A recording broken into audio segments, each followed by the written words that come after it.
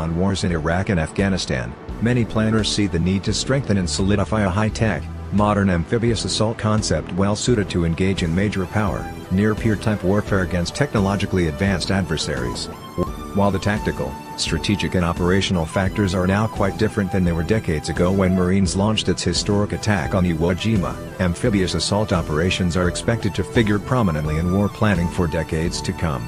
They naturally provide combatant commanders with additional offensive operations and, in some scenarios, might be required to attack an entrenched coastal force less reachable by air power. Furthermore, while air power will of course support amphibious assault operations, it may still be necessary in many instances to have Marines operate on the ground in hostile territory. So while military strategists and planners recognize that, in a modern threat environment, amphibious operations may take on an entirely different character compared with years past, they are nevertheless an indispensable element of any U.S. military war calculus. Potential adversaries now have longer-range weapons, better sensors, targeting technologies and computers with faster processing speeds, resulting in scenarios where amphibious forces approaching the shore may need to disperse to make it harder for enemy forces to target them.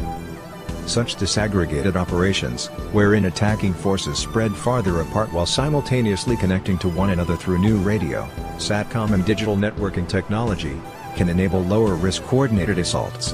The Navy is also progressing quickly with algorithms able to facilitate broad-based navigation and coordination of unmanned surface vehicles able to both lower risk and augment amphibious assaults. The Navy's emerging Ghost Fleet concept, for instance, is advancing technology enabling groups of unmanned surface vessels to coordinate ISR, countermine or even offensive attack operations.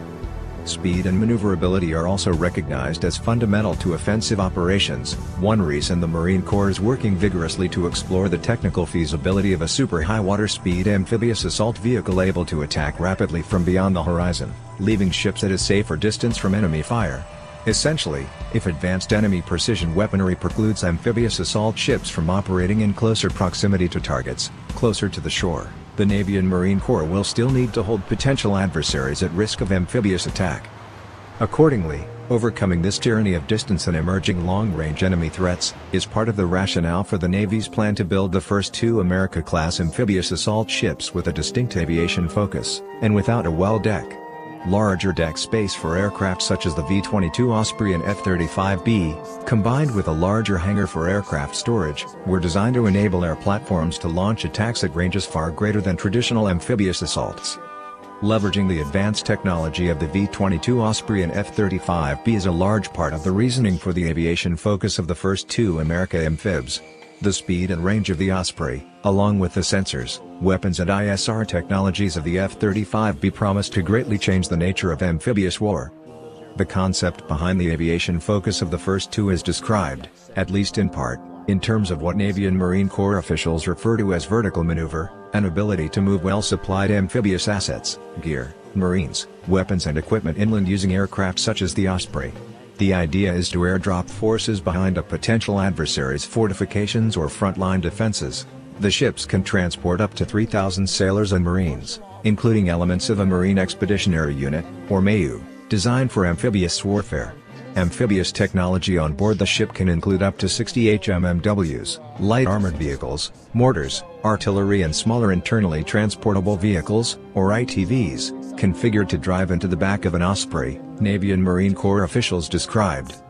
In total, America-class amphibs are configured to house as many as 31 aircraft including 12 MV-22 Ospreys and the CH-53 Super Stallion, AH-1Z Super Cobra, UH-1Y Huey, F-35B Short Takeoff and Landing Joint Strike Fighter and MH-60C Hawk helicopter, Navy officials explained. America-class ships are outfitted with a ship self-defense system. This includes 2 rolling aircraft missile RIM 116 Mk-49 launchers, 2 Raytheon 20mm Phalanx HWs mounts, and 7 twin .50 California machine guns, Navy officials said. The F-35B can conduct a wide range of missions to include support for amphibious ship-to-shore operations, ground operations, close air support and what's called suppression of enemy air defenses. At the same time, the advanced sensor suite and computers on the Joint Strike Fighter will allow for a greater range of missions compared to traditional fighter jets. The F-35B will also be used as a command and control, limited offensive and defensive counter-air, air interdiction, assault support escort and armed reconnaissance, service officials have said. Sensors, combat systems, radars and weaponry on board amphibs are also being upgraded to better integrate with the F-35. The second America-class amphib, LHA-7, USS